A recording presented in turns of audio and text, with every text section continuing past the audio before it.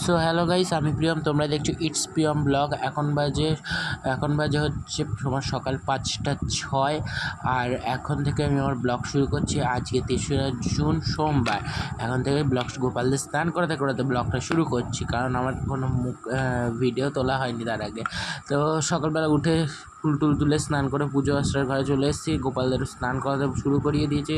গোপালদের স্নান করিয়ে তাদের উপরে একটু পুষ্প অভিষেক করে পুষ্পটা একটু সাজিয়েও দিলাম।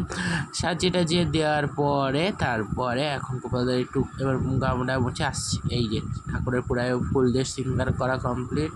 এখানে হচ্ছে আমাদের বৃন্দা দেবীকে একটু ফুল দিয়ে সাজালাম, এবং তার সাথে গাইস পূজার্চা সব সম্পূর্ণ হয়ে গেছে। এরপরে তিলক করে নিয়েছি, ভালো লাগছে আমাকে দেখতে।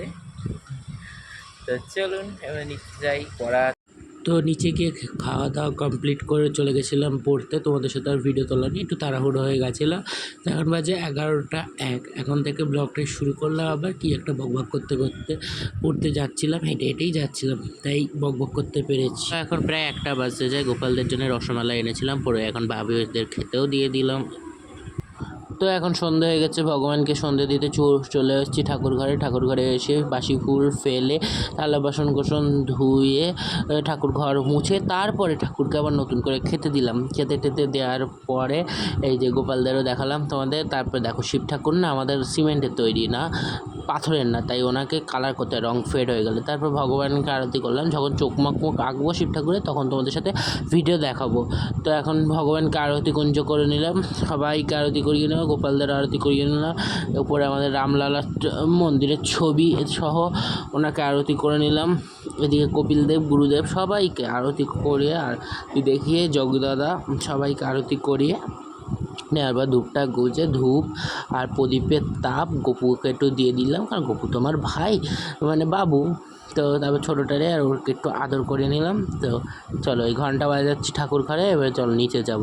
নিচে ঘন্টা বাজানো হয়ে গেলে এবারে নিচে গেলাম, দোতলায় গেলাম। দোতলায় গিয়ে এবার ওখানে শাঁখ প্রদীপ দিয়ে আরতি কমপ্লিট করে তারপরে এরকম আমাদের ঘরে ওইদিকে আছে মা শীতলা কালীর মন্দির বা থান, ওখানেই আরতি দেখালাম। তারপরে এখানে গপু, যোগুদাদা কোথায়?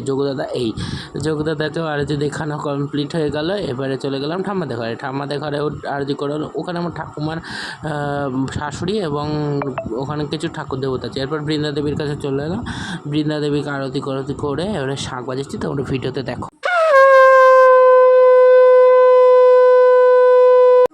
তো তারপরে ছাদে চলে এলাম। ছাদে দেখছো কি অন্ধকার হয়ে গেছে, মানে এমনি অন্ধকার হয়ে গেছে, তারপর আমার ক্যামেরা আরও বেশি অন্ধকার লাগছে। এরপর গোপালদেরও ছাদে নিয়ে আসবো, এনে গোপালদেরও ঘোরাবো। তাহলে আজকের মতন এই পর্যন্ত। সবাই ভালো থাকবেন, সুস্থ থাকবেন, সাবধানে থাকবেন, নিজের শরীর ব্লগটা কেমন